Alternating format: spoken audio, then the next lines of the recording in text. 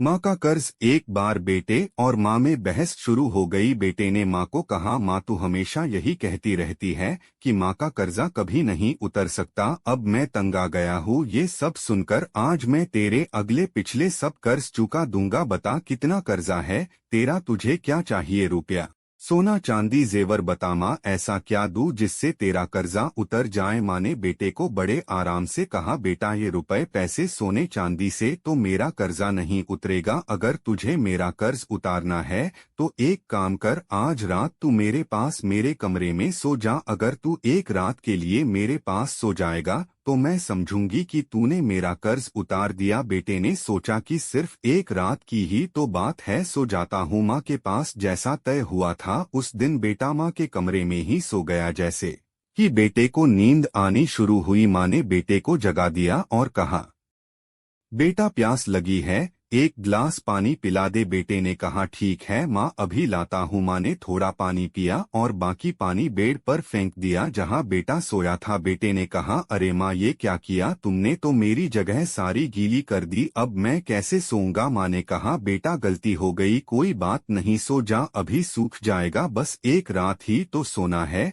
तुझे। बेटा जैसे तैसे उस गीले बेड पर सो गया। अभी आंख थोड़ा भारी हुई ही थी कि माँ ने फिर बेटे को जगा दिया और कहा, बेटा पानी पिला दे। अब बेटे को थोड़ा गुस्सा आ गया और उसने माँ को कहा, माँ अभी तो पानी पिया था, इतनी जल्दी प्यास लग गई? माँ ने कहा, बेटा गर्मी बहुत ज्यादा है ना, इसलिए प्यास लग रही है, एक गिलास और पानी पिला दे। बेटे ने थोड़ा मुंह बनाया और पानी का गिलास लेकर आ गया। माँ ने थोड़ा पानी पिया और बाकी पानी फिर बेटे की जगह पर गेर दिया। अब बेटे का गुस्सा शांतवे आसमान पर पहुंच गया। बेटे ने माँ को बहुत अपशब्द कहे।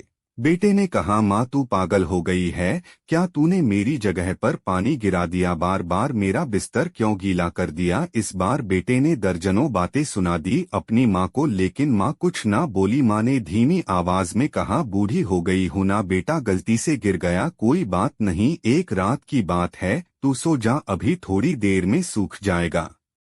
जैसे तैसे बेटा फिर गीले बिस्तर पर लेट गया। काफी देर तक नींद नहीं आई, लेकिन एक घंटे बाद फिर से बेटे की आंखें नींद से भारी होने लगी और तभी माँ ने बेटे को फिर से उठा दिया और कहा, बेटा पानी। माँ ने अभी इतना कहा ही था कि बेटा झल्ला उठा और बोला, भाड़ में जाए तेरा कर्जा, मैं जा रहा हूँ अपने कमरे में सोने। इतना सुनते ही माँ ने बेटे के गाल पर एक जोरदार तमाचा मारा और कहा, तू मेरा कर्जा उतारने चला था, तू एक बार मेरे कमरे में सो गया और मैंने सिर्फ 2 बार तेरा बिस्तर गीला कर दिया तो तू भाग रहा है यहाँ से। मैंने तो तेरा बिस्तर साफ पानी से गीला किया, लेकिन जब तू छोटा था तो मेरा बिस्तर अपने पेशाब और मल से गीला करता था और मैं खुद गीले पर लेटती थी और तुझे सूखे बिस्तर पर लिटाती थी। मैं सारी रात तेरी गंदगी में सोती थी, लेकिन फिर भी मेरा प्यार कभी भी तेरे लिए कम नहीं हुआ। मैंने तो सिर्फ 2 बार पानी मांगा